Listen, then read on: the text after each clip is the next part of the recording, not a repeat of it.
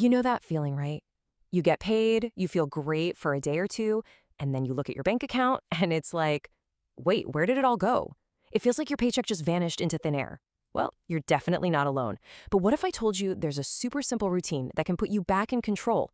A way to tell every single one of your dollars exactly what to do. Let's dive in and break it all down. I love this quote because it just hits the nail on the head, doesn't it? Making a budget? Easy. Sticking to it? Not so much. We've all been there. We draw up this perfect plan. We've got all the best intentions, but it's the sticking to it part, the follow through. That's where things fall apart. And that's exactly where all that financial stress starts to creep in. Yeah, this is it, right? This image just perfectly sums up that feeling. One minute your account looks healthy, and the next, poof, it's like your money just performed a vanishing act. But here's something I really want you to hear. This is not some personal failure.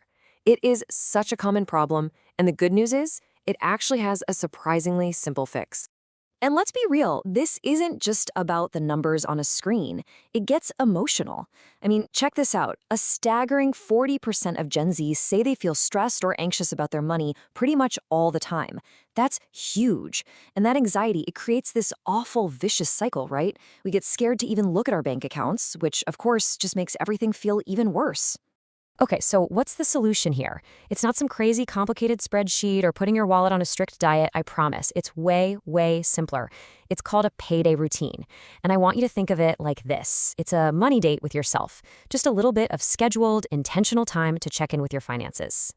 So what exactly is a payday routine? Well, think of it as your personal financial roadmap. It's basically a go-to checklist that you run through every single time you get paid.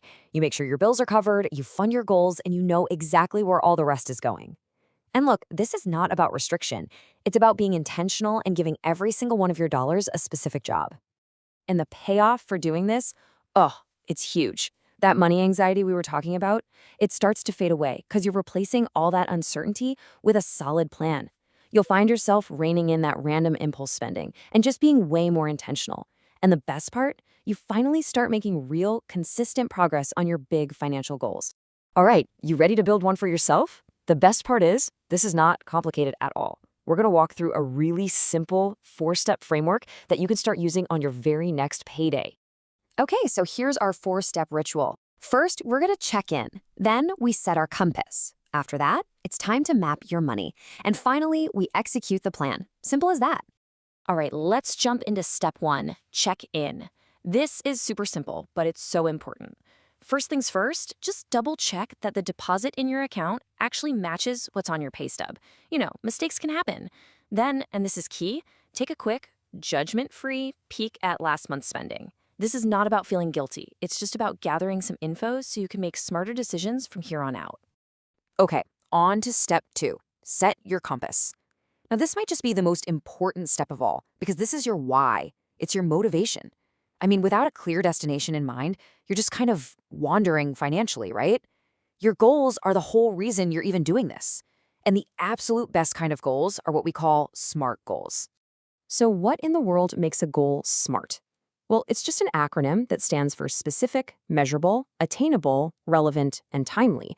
Just look at how this table takes a vague idea like, I want to save for a vacation, and turns it into a real concrete plan. I'm going to save $250 a month to have $3,000 for a trip to Italy in 1 year. See the difference? Now that is a goal you can actually build a system around. Next up is step 3, map your money. Now that you've got your goals locked in, it's time to create what we call a conscious cash flow plan. That sounds kind of fancy, but all it really means is you're deciding ahead of time where every dollar is going to go. How much for bills, how much for your goals, and how much for your everyday spending. And the cool thing is, you've got options here. There's no one-size-fits-all plan. You could go with something like the 50-30-20 rule, which is awesome if you want simplicity. Or if you're someone who really wants total control, a zero-based budget where you give every single dollar a job is super powerful. The whole point is to just pick a system that actually clicks with your personality. And finally, we've arrived at step 4, execute the plan. Honestly, this is where the magic really happens. The single best thing you can do here is to automate. I'm talking about setting up automatic transfers from your checking to your savings and investment accounts for the very day you get paid. You have to pay your future self first. Automation is amazing because it takes willpower completely out of the equation. The right decision is just made for you, automatically. Okay, now I want to share a power tool that fits so perfectly into this routine. It's called sinking funds. Seriously, think of these as your secret weapon for handling those big, planned expenses without completely derailing your budget or having to go into debt. So, what is a sinking fund? It's really just a dedicated savings account for a specific thing you know you'll have to pay for in the future. I mean, you know the holidays are coming every December, right? You know your car registration is due on the same day every year. Instead of letting those things be a surprise, you just save a little bit each month specifically for them. Okay, and this is a really, really important point. Sinking funds are not the same as emergency funds. Your emergency fund is for true, totally unexpected things, like if you lost your job or had a surprise medical bill. Sinking funds are for planned expenses.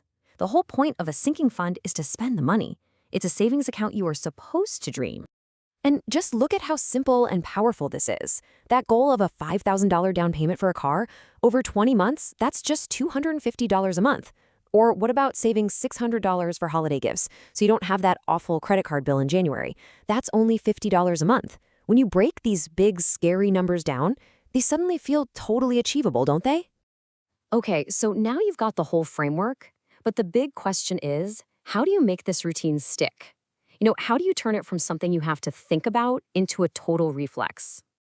I've got a few final tips for you to make this whole thing stick.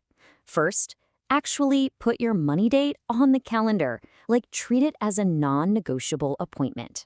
Second, make it enjoyable. Put on some good music, make a cup of tea, make it a calming ritual. And finally, track your progress and, this is so important, celebrate your small wins. Seriously, saving an extra $50 or paying off a tiny debt is a huge deal, and you absolutely deserve to celebrate it. Look, at the end of the day, a payday routine transforms your paycheck from something that just disappears into a really powerful tool for building the life you want. It gives every single one of your dollars a specific job. So the only question left is, what job are you going to give yours?